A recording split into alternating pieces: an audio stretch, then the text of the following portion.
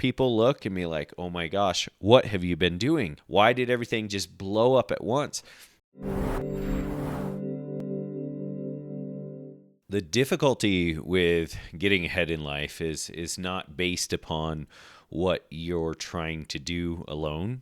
There's definitely validation in the idea of, like, are you on the right path? Are you in the right industry? Are you in a niche that's fitting for what you're looking to accomplish, whether it's just getting ahead, or if you're really trying to scale and just blow the fuck up.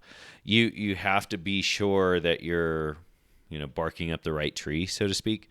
But most importantly, you have to make sure that you're improving yourself. Every day you'll have to be doing something that's going to give you that extra edge in order to be better than you were the day before. And if you're not working on yourself, then we're going to cause ourselves to get behind. We're going to cause ourselves to, a year from now be like, why aren't I on the path that I thought I was on? Why aren't I succeeding in the way that I see others succeed? Now, that right there can be an issue. Okay, there's a lot of people that are doing great. There's a lot of people that aren't doing great. Actually, the majority of people aren't doing so great, or they believe that they're doing just fine, and that's okay. If they're happy with what they're doing, then and that makes them happy, that's okay. But for people that are watching this video, and myself included, that really want to make a massive shift and help the world and help themselves, their family to grow and create better opportunities in their life, then they're not looking for mediocrity at all. They want to make a massive shift and create more than they've ever thought that they could have. So if you're working on yourself constantly, working on the ability for you to get better and better and better and better every single day, just a little bit. It doesn't have to be a tremendous amount. And of course, I'm a believer in quantum leaps, but it's that 1% each day that all of a sudden you look back and you're like, oh my gosh, I have totally, reached Mars. I was shooting for, Pluto or the next galaxy. But you have to understand that in order to get that far, you have to be able to put the steps in every single day, just a little bit by little bit by little bit. And it starts to add up. And before you know it, at least from the outside point of view, other people look and be like, oh my gosh, what have you been doing? How did you get so far? How did this happen? Why did everything just blow up at once? But from your perspective, it didn't. And it can happen. You can actually blow up all at once. One product, one idea, one marketing strategy, one video away from blowing up. It's all up to you. The world is accepting of your idea as long as you're accepting of your idea. And I mean inside and out. So the inside work has to be done. That little bit each day has to be done.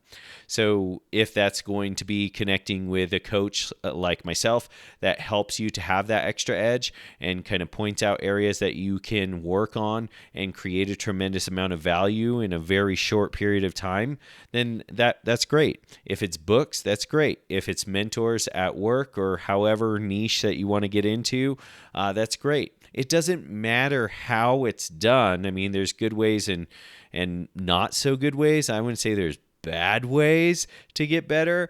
It's just that there's good ways and there's incredible ways. And I would definitely say incredible ways are getting involved with somebody that has already done what you want to do, has already proven what you're looking to accomplish with their results. The results tell the truth, not just what they say. So you are able to make a quantum leap in your results by understanding what they did wrong or what they did that's working, and then just following that example.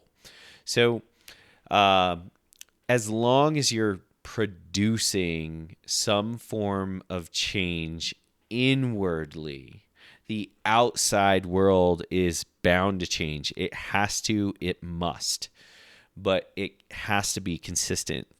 You can't just do it one day out of the year or 1 hour out of the week. It's got to be daily. It's got to be something that lives within you, something that you constantly question. If you find yourself questioning yourself with ideas of, how could I have done this better? What could I have done differently? What worked? What didn't work? What can I do next time?